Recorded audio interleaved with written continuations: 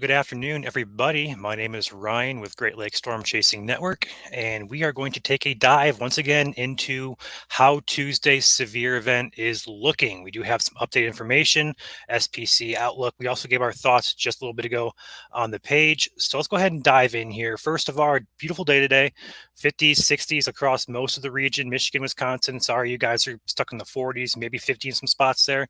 But again, moving into tomorrow, it warms up even further. Back again, probably pretty much a repeat of today, just a little bit further north with those higher temps for Monday. But as we get into Tuesday, our focus shifts to that severe weather potential that we've been eyeing for a good week or so now here on the page. So going into the Tuesday time frame, we're going to watch these temperatures start trying to retreat back south, but they fail to do so. And then as we get into the day on Tuesday, warm air gets pulled up into the Great Lakes region. We see 70s, pretty much a lock, I think, for parts of Illinois and maybe parts of southern Indiana, but high 60s for a good portion here. Even Michigan, Wisconsin getting in on the action there as well.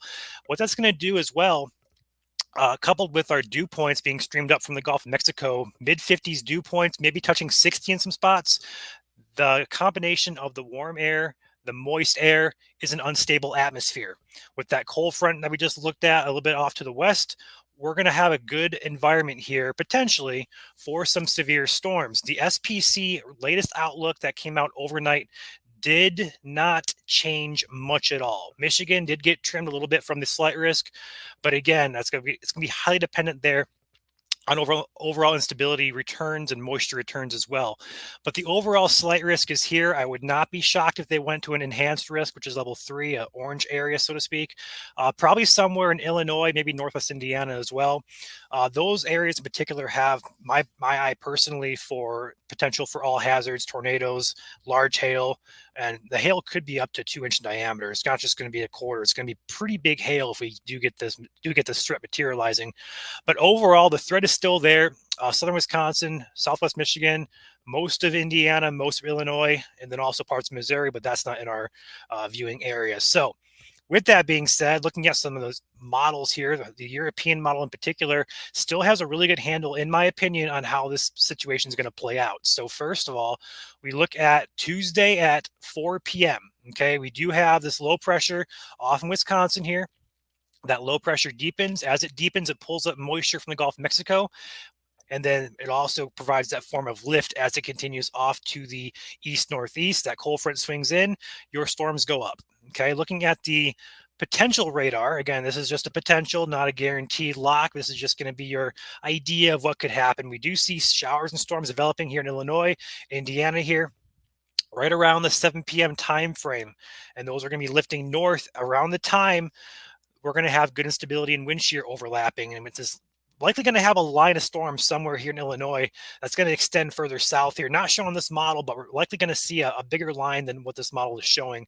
But most of the short-term models are kind of getting this idea of isolated cells starting in Illinois, pushing east, growing upscale, just like we've been saying this for days. Likely going to have a squall line through Indiana and Southwest Michigan, perhaps even further into Western Ohio and Southeast Michigan as well. It's going to be a matter of how much instability is there. Now, the European model, I think, has a best handle overall on how instability may look. If we look at our mixed layer cape, which is our cape a little bit higher in the atmosphere, we do see a good surge of it here in Illinois, where that storm is likely going to be interacting with that storm we just looked at here on the radar just a bit ago.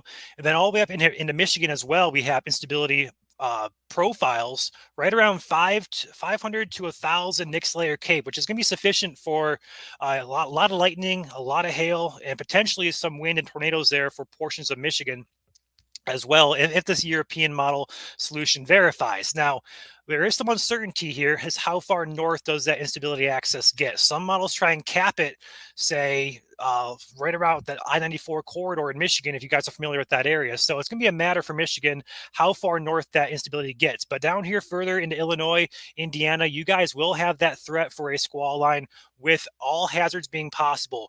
Wind and hail are going to be your primary risks, although you should not rule out a tornado risk as well, given we have a really large wind shear profiles that are just, they're not screaming tornado or potential, but looking at the profiles, you definitely can see why storms may be tornadic this Tuesday evening, especially in Illinois and Northwest Indiana.